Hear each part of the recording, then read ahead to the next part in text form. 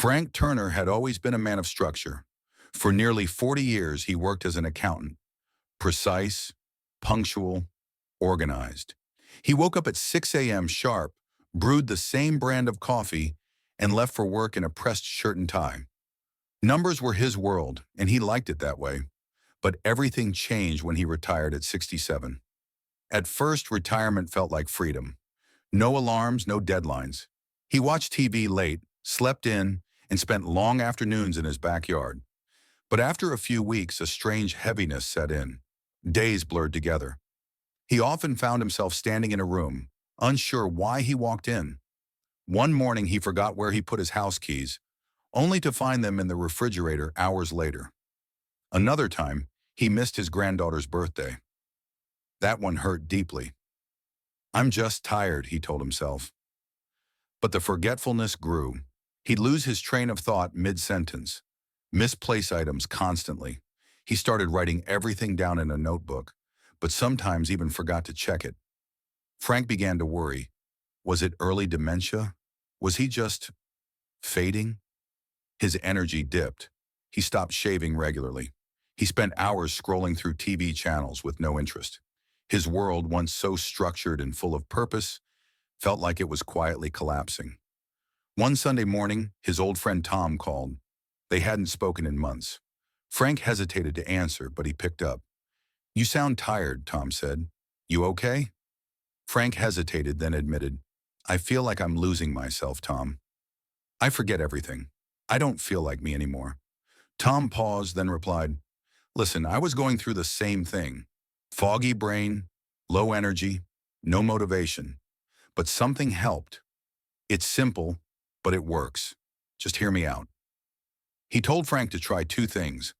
Go for a 20-minute walk every morning. Before breakfast, no excuses. Do one brain-boosting activity, crossword, Sudoku, or memory puzzle, right after. "It's like charging your brain," Tom said. "Don't underestimate it." Frank was skeptical, but he had nothing to lose. The next morning, he woke up at 7:30 a.m., laced up his old walking shoes, and stepped outside. The air was cool and crisp. He walked slowly at first, just down his street. He noticed birds singing, the smell of dew on grass, the way sunlight filtered through trees. For the first time in weeks, he felt awake. He came home, grabbed a pencil, and tried a beginner crossword puzzle. It was harder than he remembered, but something in his brain, like an old machine, began to turn. The next day, he did it again, and the next. At first, it was hard. His legs ached, his brain felt rusty. But a week later, Frank started waking up before his alarm. He began to look forward to the morning walks. He even bought a small notebook to track his puzzles. Some days, he challenged himself with memory games. Others, he tried to remember his grocery list without writing it down. Slowly, his mind felt sharper. He noticed he was forgetting less. Conversations became easier. He smiled more. He even shaved. A month later, he visited his daughter and surprised her by remembering the exact day and time of her upcoming dentist appointment without checking a note. "Dad," she said with wide eyes, "you seem different, happier." Frank smiled. "I feel like myself again." He didn't need expensive supplements or scary diagnoses. All he needed was movement, sunlight, and mental stimulation. Small daily steps that told his brain, "I'm still here. I still matter." Now at 68, Frank's routine is sacred. Every morning, without fail, he walks through his neighborhood park, waves to familiar faces, and comes home to challenge his mind. And in doing so, he's reclaimed more than just memory.